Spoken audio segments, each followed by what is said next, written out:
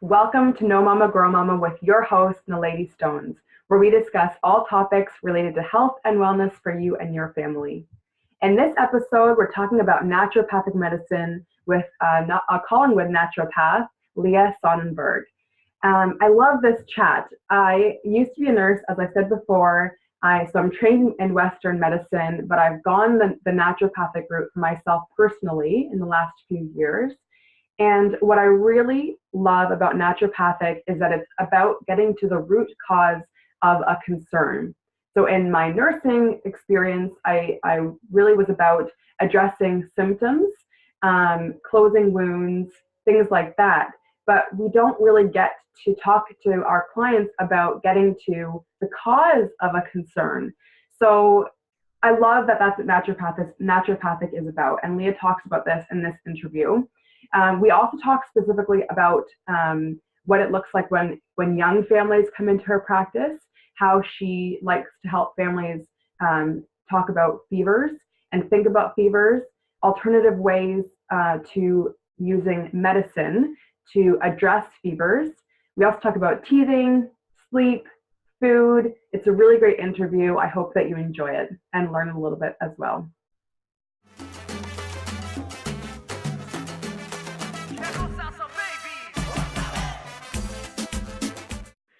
Hey, so we're here today talking with Lia Sonnenburg. She's a naturopath in Collingwood, Ontario. And I feel the need to start this off by saying that Lia is my personal naturopath. I am a nurse. Obviously, I've talked about this before in other episodes. I was a nurse by trade, and I'm obviously not doing that now because I'm doing Salsa babies. So I do have background in Western medicine. But I did choose to steer more the naturopath route for myself personally and for my family. And Lia is the wonderful naturopath that I see in Collingwood. She has some specialization in or some other training in pediatrics as well. So that's part of why I did go start seeing her initially. So welcome, Lia. Thank you so much for chatting with me today. Oh, it's a great honor to be asked. Thank you for including me in the program. That's great. Yeah. So I'm hoping that you can start out by talking a little bit about your practice and the normal clients that you would see and what you do in a normal day. Sure. Well, I think now it's about 7 years since I've been practicing in Collingwood, Ontario, and I'm also a mom with a 4-year-old, almost 5, and a 2-year-old.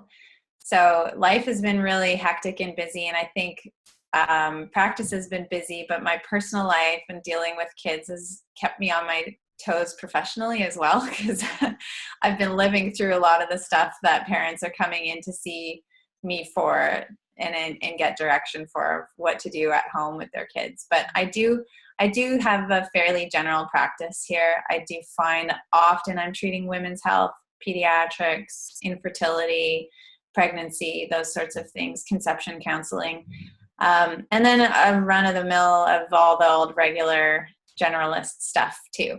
Right. So right now I'm working about 3.5 days a week, and then I'm home with the kids the other 2 days. But we do have sort of a full service clinic here with a dispensary that's open full time, and great staff and really, really helpful staff in more of a multidisciplinary setting too. So that's kind of neat to work with other professionals. So I feel stuck in a certain area, I can send them on to the chiropractor just to make sure there's no anatomical issues or gait issues. Mm-hmm. That's interesting. That's really neat. Yeah. Instead of like coming up against a wall and not really sure what to do with someone, and then you kind of like keep trying to fumble your way through. Yeah. It's so important. Yeah. Yeah. And vice versa, they send a lot of people up here too, because they'll get to a point where they're like, you should be getting better by now. Like, what's wrong with your inflammatory levels or your responses to treatments? So right. Good. It's kind of nice for patients because they want their healthcare providers to be talking and integrating their program. So it just works better. Yeah. You were just based on what you were saying, like your practice normally sees like the women's health, infertility, pregnancy, that sort of stuff, or in oncology as well.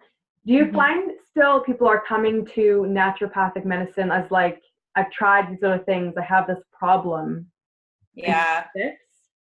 Yeah, we've always told ourselves in school, that we practice prevention and that's what we excel at. But in truth, most people come in because they have a problem, and most often because they haven't had it solved by conventional means. Right. So oftentimes we are treating an actual condition that's already evolved versus practicing prevention. Well, we love to practice prevention. It's really hard to motivate people that are healthy Mm-hmm. compared to people that are unwell.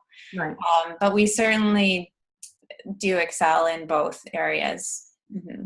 I guess dealing with pediatrics and pregnancy is like one way of kind of like steering people into thinking about things in a more prevention type of way. Yeah, absolutely. And then, once you've had pregnancy is probably sort of the exception to that rule, because women will come in and say, I want the best start for my kid, and I know that starts here, and we can practice that prevention. I'll say, well, we know that, for example, taking fish oils in pregnancy, especially second and third trimester, with a high DHA content improves IQ scores. So they can say, oh, okay, well, I care about that and I'm willing to do that. So we start to sort of set the seed for prevention and healthy living there with families. But I do find a good majority of the people, especially in Canada and dealing with the social health care system, they're only used to coming in to see somebody when they've got a problem. Right.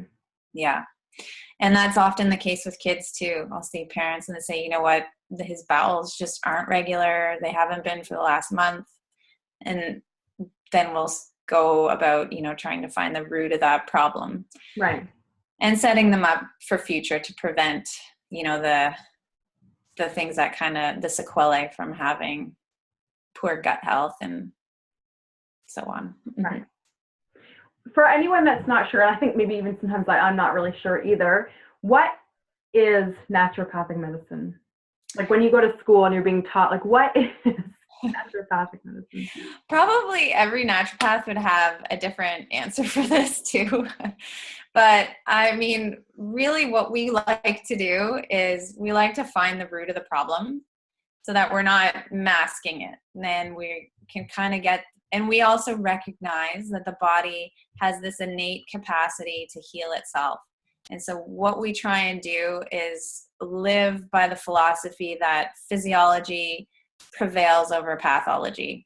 So if we know how the body works and how it's supposed to work, and we know how to correct that, usually the pathology kind of just disappears. And so we really focus more on the physiology that's out of whack versus the pathology, and try and just get people back into a state of health and support the body's own ability to recover and adapt. Right. So naturopathic medicine is sort of facilitating that natural healing component that the body has. And we also like to do it with things that cause the least amount of harm. So if we know that botanicals work or nutrients work, or if there is a potential nutrient deficiency, that's our preferred way of going about it. Just because it's the same language that the body speaks often. Like in nature, we have compounds that we're eating all the time in our food, and they're also in our herbs and the other things we're using. So it's a language that the body already knows how to speak. And so it knows what to do when that nutrient comes in. Sometimes when we're using synthetic versions, they can have a different impact on the body. Sometimes the body doesn't really know how to secrete them or metabolize them. So our preference is usually to go the natural route. Right. Mm-hmm. How I'm genuinely curious about this. Like, how do we know how the body responds to something synthetic? How do you see that?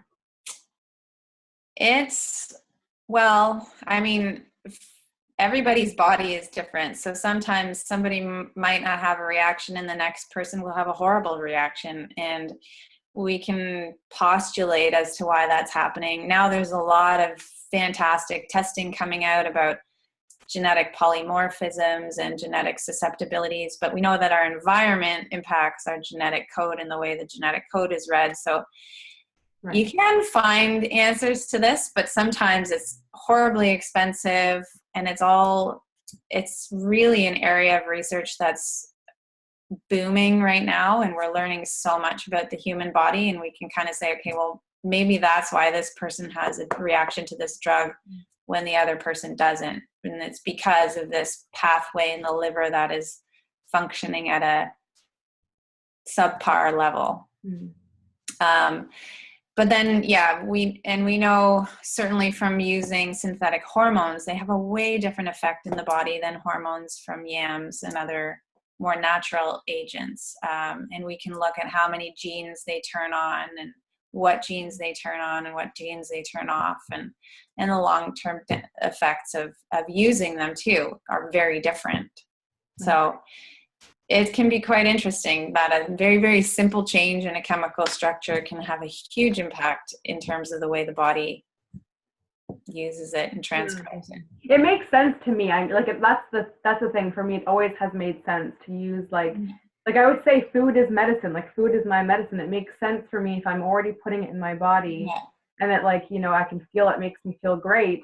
Not just like masking something that I was feeling, but I mean it makes me start out feeling great. It makes sense to me to use like things that are plant-based in our environment already. So it makes sense to me. I just always wonder how do we understand that really? So I want to talk more specifically about because we obviously with Salsa Babies, we interact with a lot of young families, people with young children and babies. And we talk in classes a lot about the things that we're doing for our kids. And fevers comes up quite a bit for us. If a babe has a fever, sometimes because of teething or whatever the case may be, we're not always sure about what to do about the fever. So can you talk a little bit about fevers now? Yeah, absolutely. It's always a pretty interesting topic to go into with parents. Especially new parents, I find struggle the most, like when they're going through that first fever, that's always the point in time where they have to make some pretty hard decisions about whether to medicate and whether not to medicate. The body, I'm always amazed at the ability that the body has to heal itself, really. And fever, in my opinion, is one of the most amazing things that we're capable of doing to kill an infection that shouldn't be happening, whether it's viral or bacterial. We have heat shock proteins and chaperones that allow us to put our proteins back together when they've been exposed to heat. So usually heat shock proteins? Yeah. Okay. All these fancy chemicals. Yeah, I've never heard of that before. Basically, when you have a fever, the proteins have this kind of shape usually, and under a higher temperature, just like when you cook food, they kind of start to pull apart and become more of a flat string of proteins. And then after that fever, our body has these little enzymes that come along and coil it all back up into the protein just as it was before you had a fever. So that same thing, that uncoiling, happens inside a bacterial cell or inside a viral envelope, or whether it's enveloped or not. But they don't have that little protein that comes along to put it back into its shape, so it stays uncoiled, and usually the bacteria or the virus will die. Mm-hmm. So it is a brilliant way to kind of help decrease the viral load, decrease the bacterial load within the body. And allowing a fever to run its course can be incredibly effective for people to get over something efficiently and effectively. Now, the fear always is with febrile seizures, which is a fairly rare occurrence. And if it does happen, it usually hardly ever causes anything too permanent or any type of permanent damage. And that's really something we see when a kid has had a very high fever that's been sustained for a period of time. So in my practice, I like to give people that theoretical background and a bit more in terms of statistics of what their risks look like, and taking into account that individual kid and what his or her risk factors might be before we come to a decision. But ideally, I want the parents to feel comfortable, because if they're still, at the end of the day, not comfortable with dealing with that fever, then they need to figure out a way to mitigate their fears. And maybe they do use something. And so we'll talk about when to use something and what to choose and how to go about using it, how to go about dosing it, what to take with it, what not to take with it, and those sorts of things. So ideally, I view myself as kind of more of an educator on the matter. And then we kind of come to a solution that fits within that unique family paradigm. Yeah, but I like that a lot. That's nice. You know, I don't think when I've come to you before, I don't think there was much that I like wasn't sure about. Like I just kind of followed your guidance. But actually, I guess there were a couple of things that I did say like I wasn't really sure about. So I do like that you can work with people. You know, it's not about saying you have to do it this way. You cannot, interrupt the fever. It's, I like that you're saying that you can work with someone's fears. Yeah. Because if you go home with your little baby that has a fever and you don't feel good about not doing something, that's going to feel terrible, isn't it? Yeah. And there are other risks too, right? Like if they've had a fever for a long time, they're going to become dehydrated. There's going to be other issues, or if they're not sleeping through the night and nobody in the house is sleeping through the night, well then, I mean, maybe it's worth it to treat it with some medication. So like all those unique dynamics need to be taken into consideration for that individual parent and for that individual child. And yeah, I guess I feel that I'm more of an educator. So I'll give you the background information as to, this is why we fever. This is why fever can be good. And then say, okay, what kind of benchmarks do we want to set? Maybe we say, after 8 hours, if they're still fevering at a certain temperature, that's when you would maybe choose to medicate. Right. And going through all those, unique characteristics. So what's happening then if we interrupt it with Tylenol or something, or some kind of medication, I should say? Yeah, the studies are now showing that it drags out the length of the illness usually.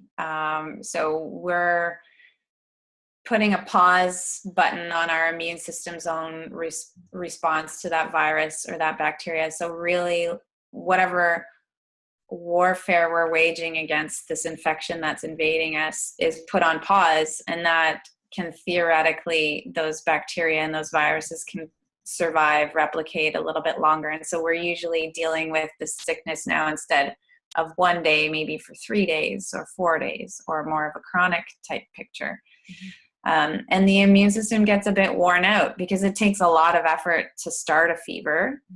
And your body's own cells are uncoiled during that process. So usually people will start to feel better, but the body's busy building itself back up as well. And that immune attack against those invaders is not really happening. Right. Yeah. So because I was just thinking, like they do say, if you're going to start some medication, I keep wanting to say the brand name, but if you're going to start a medication to keep the fever down, you have to stay on it. That would kind of make sense. Like you don't want to keep, using all this energy to like spike your fever up again when you're, if you're going to have your fever down. Yeah.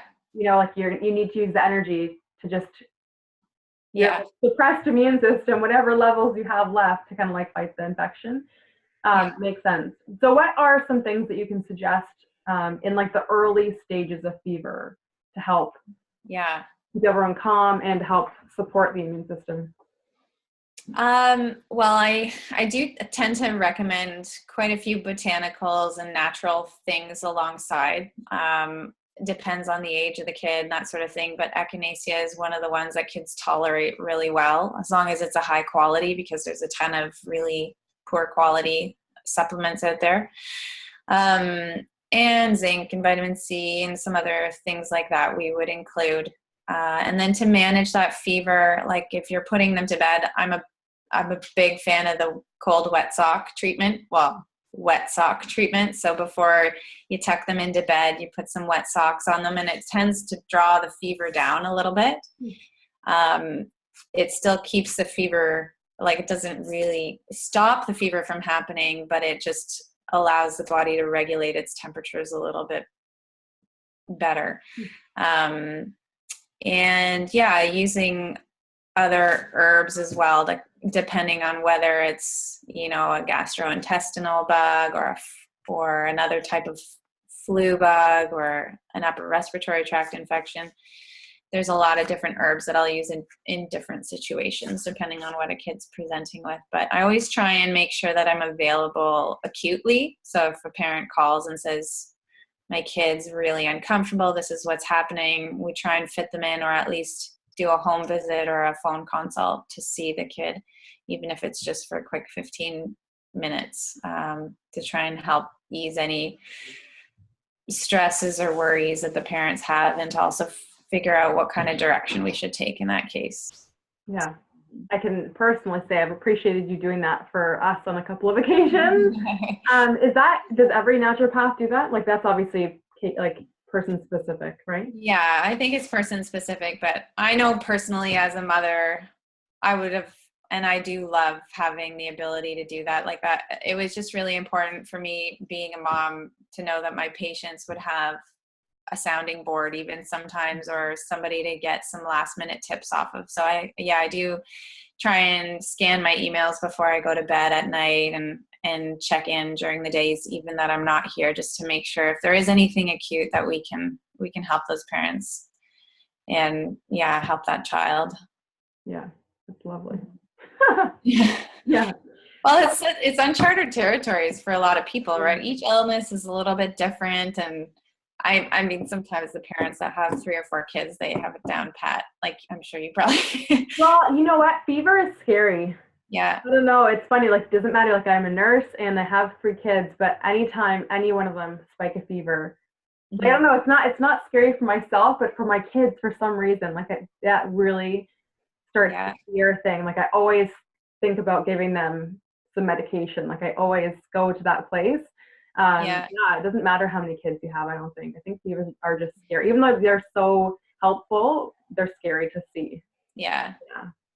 And that reminds me of another thing too, like in part of the discourse about talking about fever, we check in with other things like, how are they playing? Are they still interacting with their siblings the same way? Are they engaged? Can they feed themselves? Do they have the energy to get up and use the washroom if they're using the washroom, or are they still having bowel movements?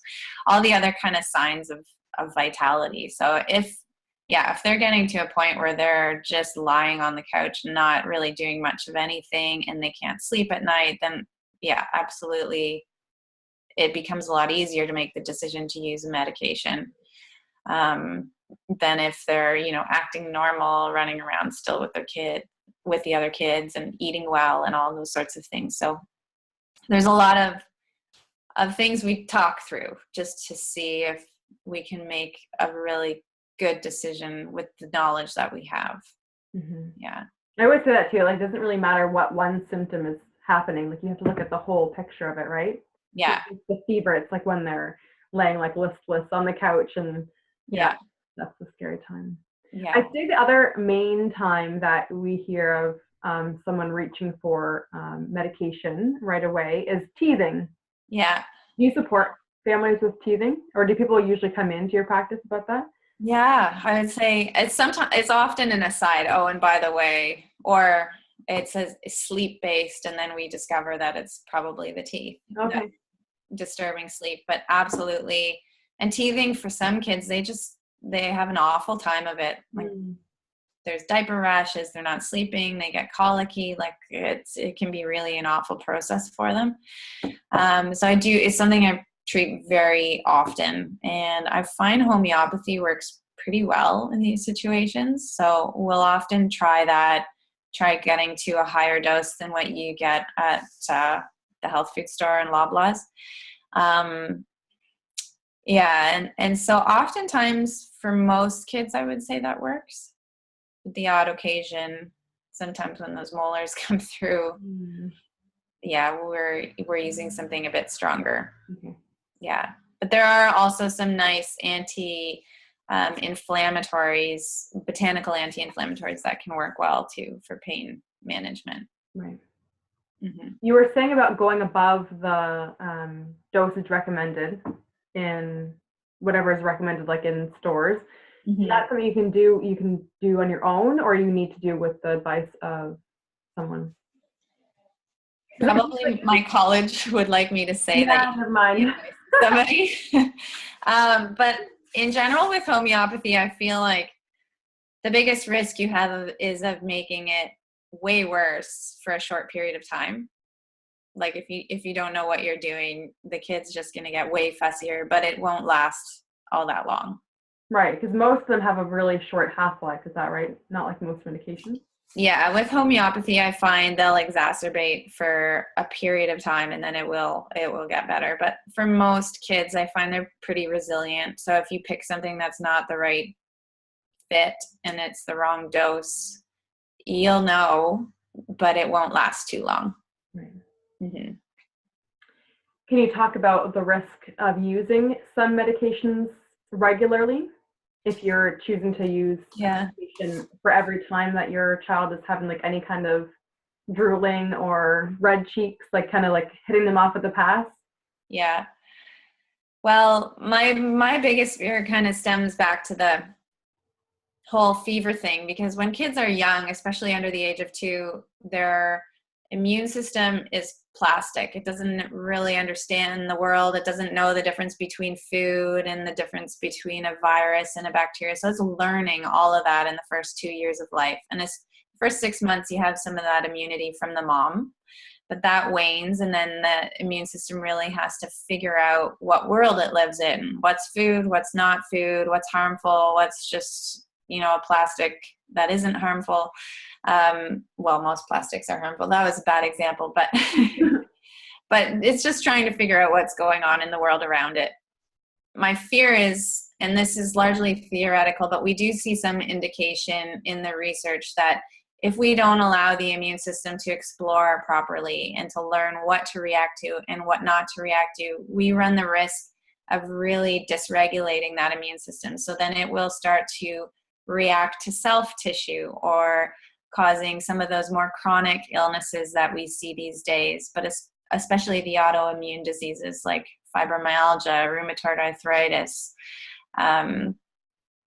even diabetes and other things like that. So there's just, I see in my practice too, the autoimmune diseases are a big thing that I treat. I think it's one of the areas in the conventional system we're not as great at understanding. So I do see a ton of patients with autoimmune issues of unknown origin and of unknown significance even. So doctors can't even tell you, like we should do something about this or we shouldn't. And then also within the bowel, irritable bowel diseases like Crohn's, colitis, they all have a pretty strong link to the immune system too. So my worry is if people are over-medicating and they're really dampening that immune response, the body's not going to learn how to fight an infection properly.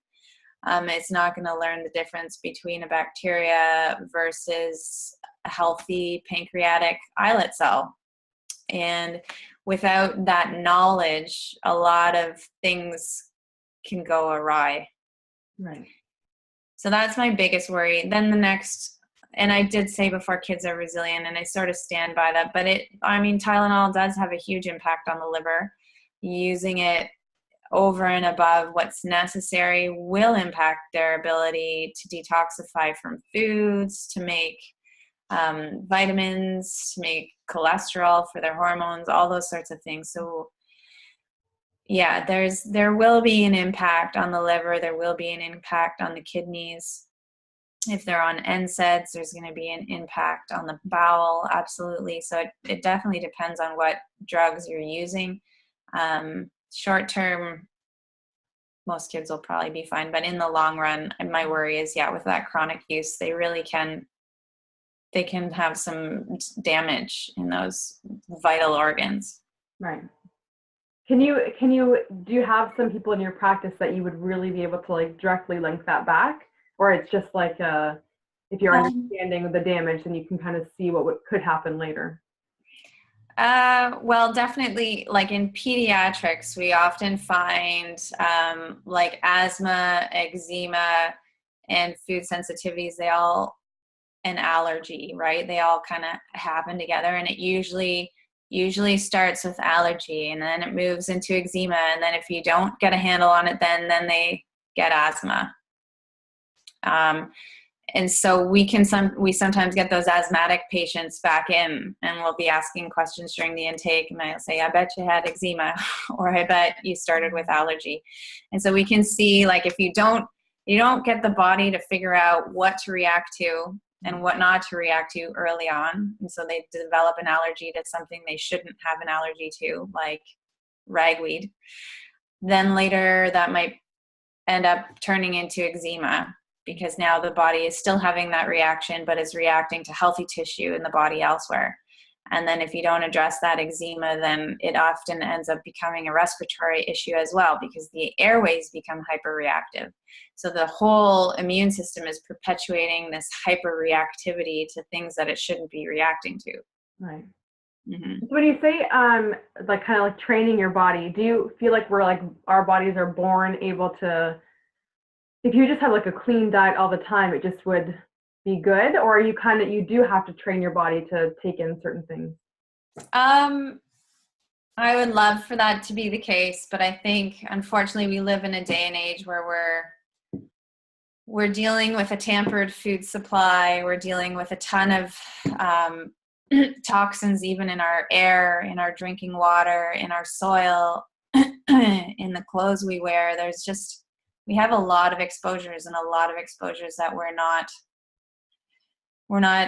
able to manage or stop. Like, we can mitigate them a little bit, but there's a lot of chemical and environmental exposures this day and age. So I think setting a healthy foundation is imperative, so that when those things come along, your body can deal with that burden more effectively and efficiently. But the body does need to be allowed to be trained through getting sick, right, and being exposed to things. So your kids should be out playing in the dirt and sucking their thumb, or hanging out with other kids that are sick. And I know it's like all of us are busy and we have our lives and work and that sort of thing, but it's important for kids to get sick, and that means sometimes we have to take that day off to take care of them. But that sickness is what's training the immune system to act and react accordingly. So I'm not sure if that fully answers your question, but no, it does make sense. I was thinking, like, really, do you think that our bodies need to be trained? But it does make sense, because a lot of our world is synthetic now, and so it's, I'm sure if there wasn't any synthetic chemicals out there, maybe you wouldn't need to think about that. I guess there would, because there are microorganisms, like you're saying, that you need to also like gently expose your body to from early on, as opposed to just trying to like prevent that all the time, and then you get this onslaught all of a sudden. So no, I get what you're saying. It makes sense. And I would view it as more of a passive activity, or not activity, but a passive thing, right? Like, you just allow your kids to kind of live maybe like we would have lived 100 years ago, or a little bit more like that, instead of being restrictive in terms of their activities and sanitizing everything and yada yada yada. But there's a lot.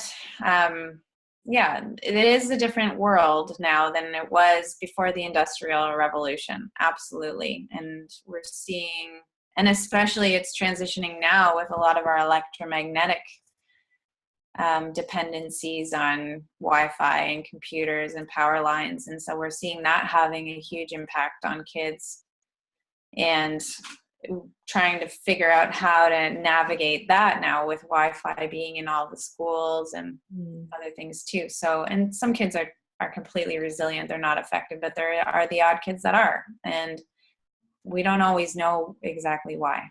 Yeah, I'm really fascinated to understand that one as well, because some people do have headaches from that, or it's like scrambling their brain a little bit, like they can't self-regulate as easily than another person. And I'm really interested to understand like why some people are affected by it but others are not.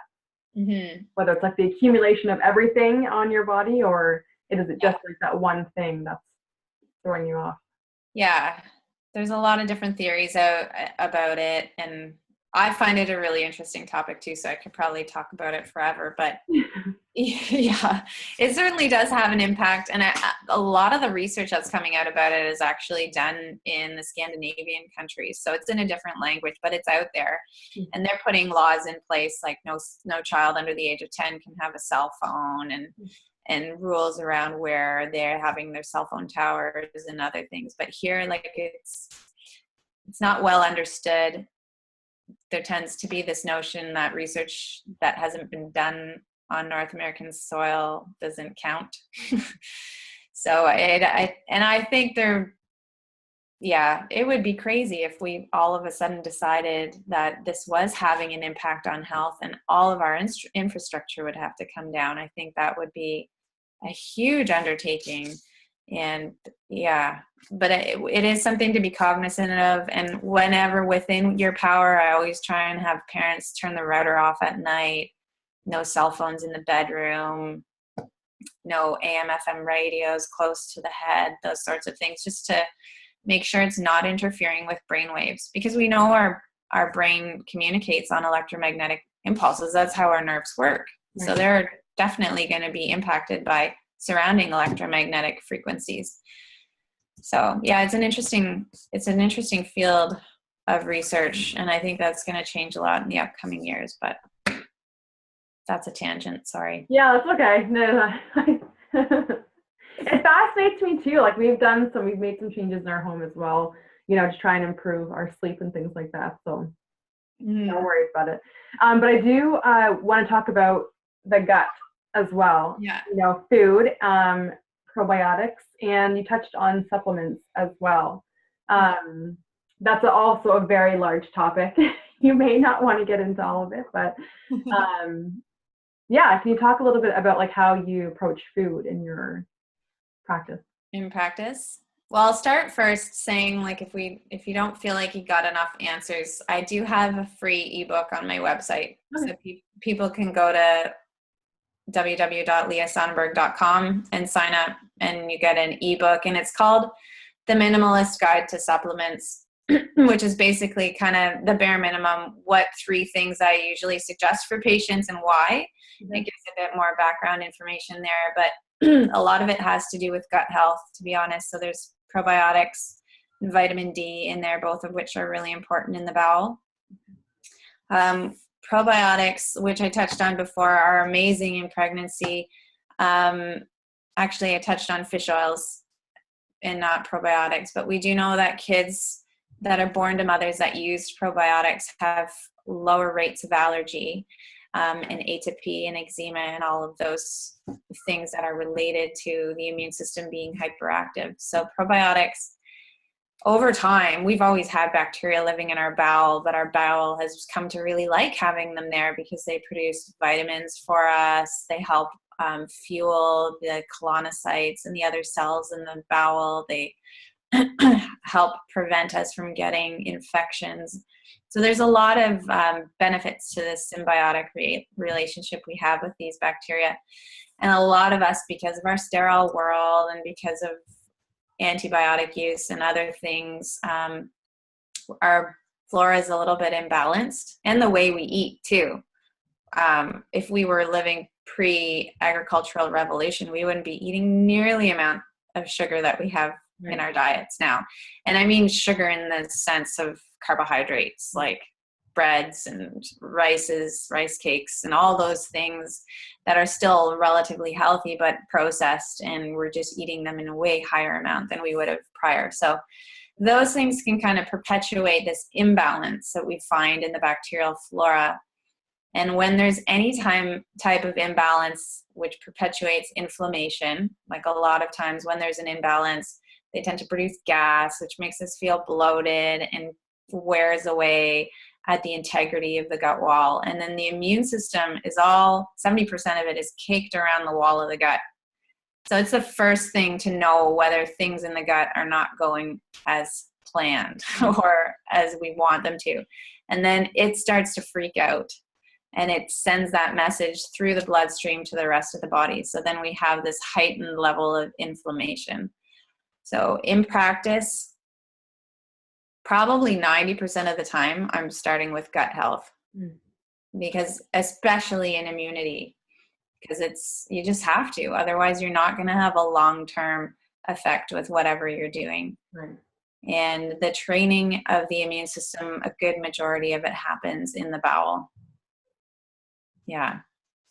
So probiotics are a great thing to calm it down, make it happy that the right bacteria are living there, and to balance out those microbial floras, decreasing that inflammation.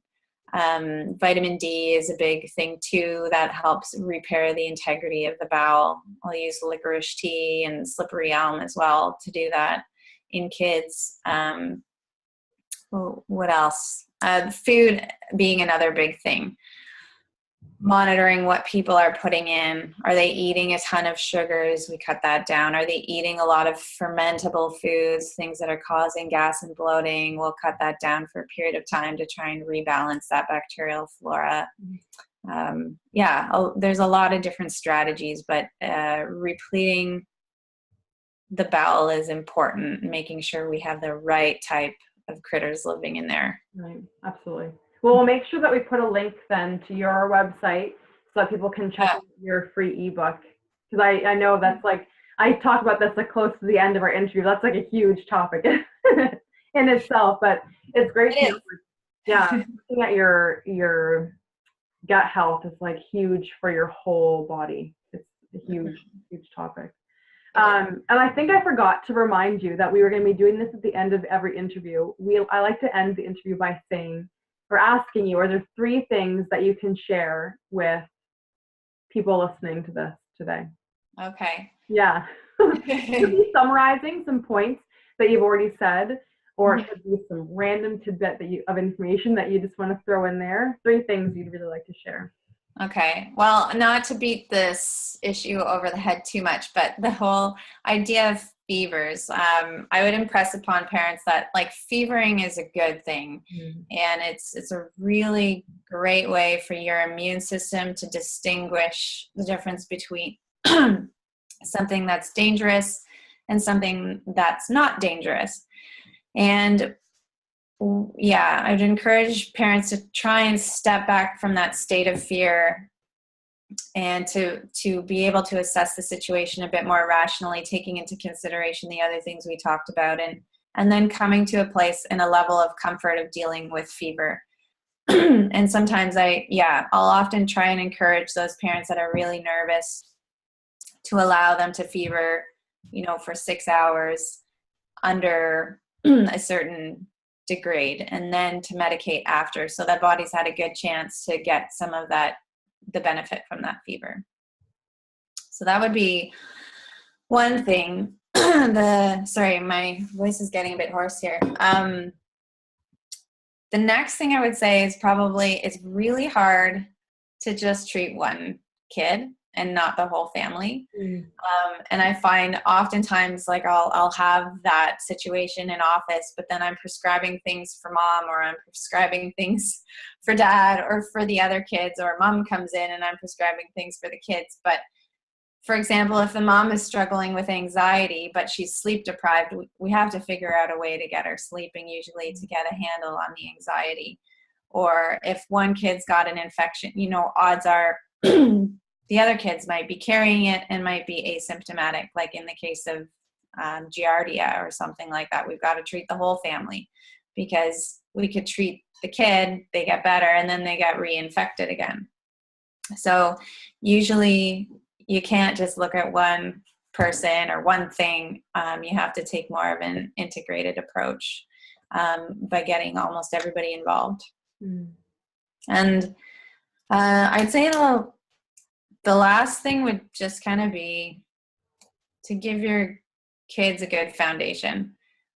And I touched on that a bit earlier too. Like, we get sucked up into the busyness of life and make excuses about how it's not a good time for the kid to get sick, or not a good time for me to cook a healthy meal because we have skating tonight, or whatever it happens to be. But it's so important. And I see this in the adults that I treat, like they always go back to their childhood and the things that were comforting to them in their childhood, or the things they eat. Like if I use diet as an example, if you're feeding them Kraft dinner and then running off to an activity, the activity is great, but they're always going to eat Kraft dinner up until the time they're 60, because that was comforting to them and that was a staple of their childhood, and that's what they know the best. So I like to encourage parents to expose their children to a lot. Doesn't mean they have to eat broccoli the first time they try it, but offer it to them repeatedly, get them to try things, get them to explore, get them engaged in making their own food. If you have space and land, get them engaged in growing their own food. Because those foundations will serve your kids more than anything else, and having them be resourceful, having them be good eaters, giving them that foundation of health is important. That's lovely. That's lovely. 3 things. I think, like, for one, I want to be your child kind of right now. There's a lovely way about you, you know, and I think you're just so thoughtful. And I can honestly say, like, coming into your practice, I've never felt more cared for. You know, if someone's like, ask me about my sleep, and to like really listen to that, how I was sleeping, I felt so nurtured by you. So I would just I'm sure you're a normal mom too. Like I probably some raised voices in your home as well, and that's okay. But it's just like, you know, to like think that someone's like thinking about all that stuff is really wonderful. Yeah, it's important. It's that little stuff, like the everyday stuff, is more important than those big things. Like we often focus on those big things, like a big trip to Disney, or like where are we going to celebrate Christmas, and I can't wait for that, and forgetting those little day-to-day things and how important they are in establishing that routine of health early on, and validating the need to take the time to cook a good meal, because that might mean you have to say no to something else, but it might be something you don't really want to do anyway. Yeah, true. It might not be serving you as much as you want it to anyways. So yeah, I'm a big fan of practicing what I preach, although I don't always do it, but it's important to at least try. Yeah, absolutely. I was just going to say, like, I feel like you probably are mindful of practicing what you preach. Yeah. I try, but there are some raised voices some days in my household. I can working them in at the same time, definitely. Thank you so much, Lia. Yeah, thanks so much from you again. I hope we can chat again soon. Yeah, anytime. Take care. Okay, bye.